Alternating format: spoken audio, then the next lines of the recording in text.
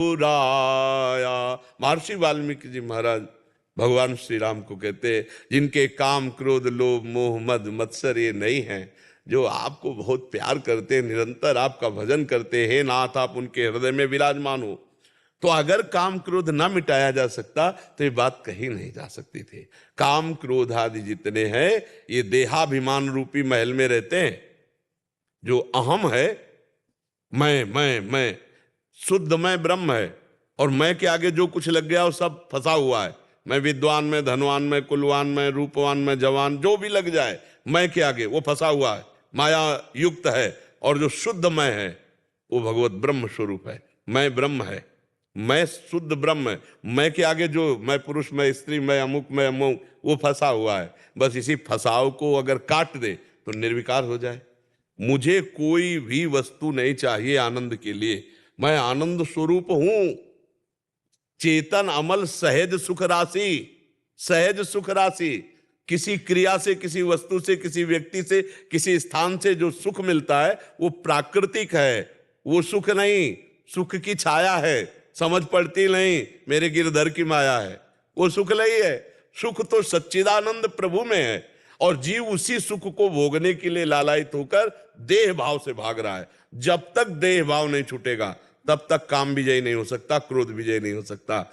देह राग छूटे, गुरु की आराधना, गुरु के द्वारा दिया हुआ जो उपासना, उसी के प्रभाव से जीव जो देहाभिमान किए हुए, वो देहाभिमान का नाश होता है। जब देहाभिमान का नाश हो जाता है तब वो काम क्रोध विजयी हो जाता है। जो भगवत प्राप्त महापुरुष है, जैसे भुने हुए चने में कितने भी खाद पानी लगा दो अंकुरण नहीं होता, ऐसे भगवत प्राप्त महात्मा में काम क्रोध लोभ मोह मद मत्सर ये नहीं होते। षड विकार जित अनघ अकामा। इसके लिए खूब नाम जप करो, सत्संग सुनो, शास्त्र स्वाध्याय करो, और दूसरों की सेवा करो निस्वार्थ भाव से। और किसी भी माता बहन की तरफ काम भाव से मत देखो। जो माता बहनों की तरफ काम भोग दृष्टि से देखता है पक्का नरकगामी होगा। त्रिविधम नरकस्येदम द्वारम नाशन मात्मनः कामः क्रोधा तथा लोभा तस्मादेत्रयम् त्यजेत्। ये तीन काम क्रोध लोभ बिल्कुल नरक के द्वार सीधे नरक ले जाते। जो माता बहनों को भोग दृष्टि से देखते हैं ना, पक्का उनकी बुद्धि भ्रष्ट हो जाएगी, बहुत बुरा पतन होगा। जो चाहे आपन कल्याणा, सुजस सुमति शुभगति शुभ नाना, सो पर नारी लीलार गोसाई, तजौ चौथ के चंद की नाई। जैसे चौथ का चंद्रमा देखने पर कलंक लग जाता है, ऐसे माता बहनों को भोग दृष्टि से देखने वाला यहां नहीं सही कहीं ना कहीं फंसा दिया जाएगा। माया उसे ऐसी फंसाएगी जहां से निकल नहीं पाएगा। इसलिए कामादि दोष रहितम कुरु मानुषम, ये भगवान से होता है। भगवान का आश्रय लो, नाम जप करो, सत्संग सुनो, परोपकार की भावना से दूसरे की सेवा करो, हृदय शीतल होने लगेगा। जब हृदय शीतल होता है तब निर्विकारता आती। जैसे देखो, हमने कई बार कहा कि आप सुंदर सुंदर भोजन बनाओ और स्वयं पाओ, कैसा लगता है? वही भोजन किसी भूखे को पवा दो, फिर देखो कैसा लगता है।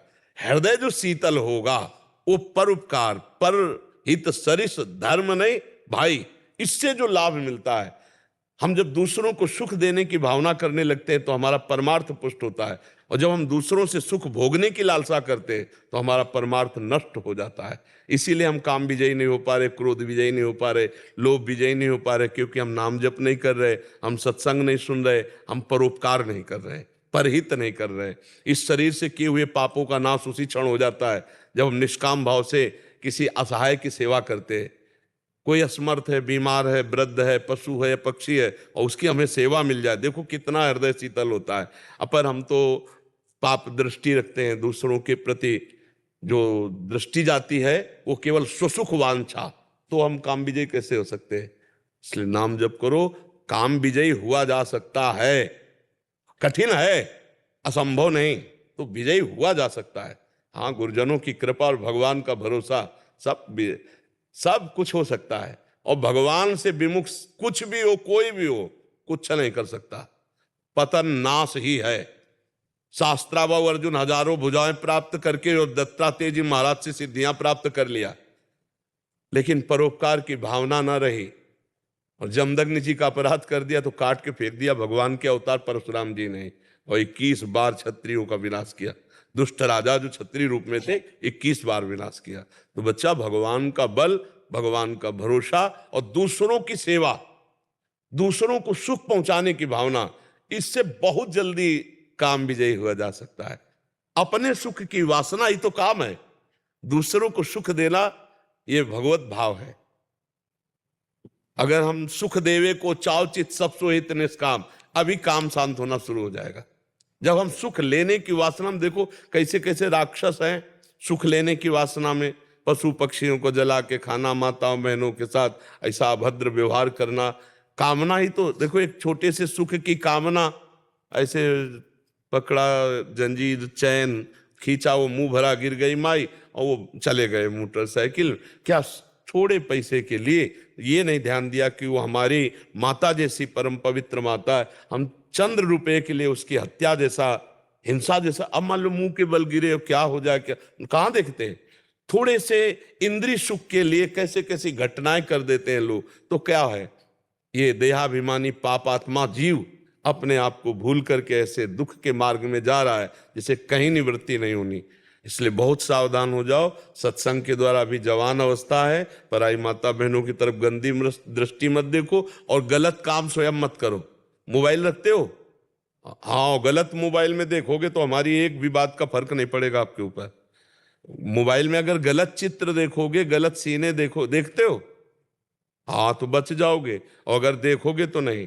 जो हम देखते हैं, जो हम सुनते हैं, जो हम बोलते हैं, वही हमारा चिंतन होता है। जो चिंतन होता है वही हमारी क्रिया होती है। अगर हम अच्छा सुनेंगे, अच्छा देखेंगे, अच्छा बोलेंगे तो अच्छा चिंतन होगा, अच्छी क्रियाएं होंगी तो हम भगवान की तरफ बढ़ेंगे। बुरा देखेंगे, बुरा सुनेंगे, बुरा बोलेंगे, बुरा चिंतन होगा, बुरी क्रियाएं होंगी, हम नरक की तरफ बढ़ेंगे। सावधान होकर चलो, जीता जा सकता है।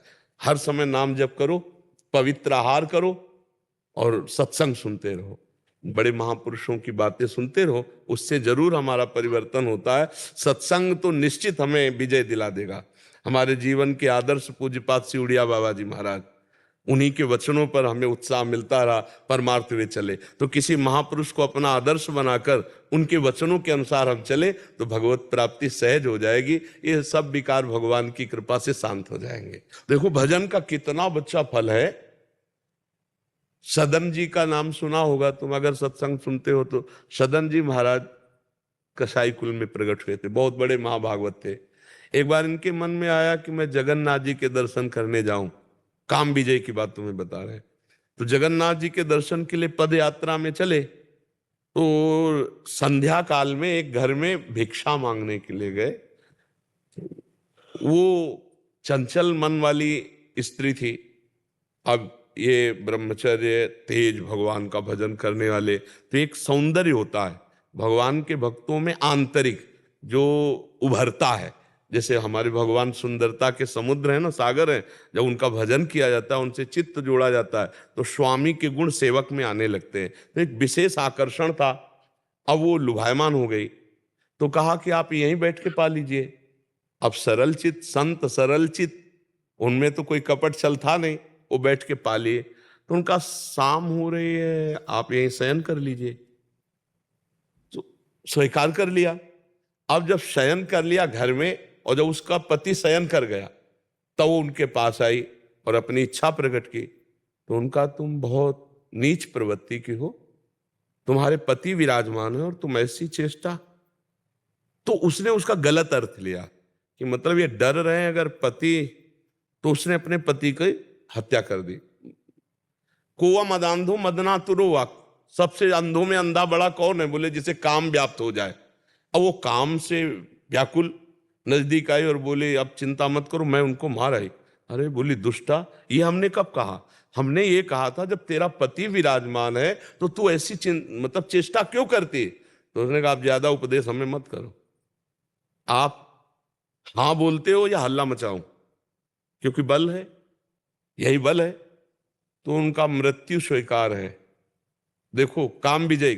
अब आप विचार करो, थोड़ा भी अगर प्रवृत्ति में भगवान से विलगता होती, लेकिन उन्होंने कहा मृत्यु स्वीकार कर सकता हूं, गलत नहीं। भूल ही न दे कुमारक पाऊं, ऊसर बरसई तृण नहीं जामा, संत हृदय जिम उपज न कामा। उन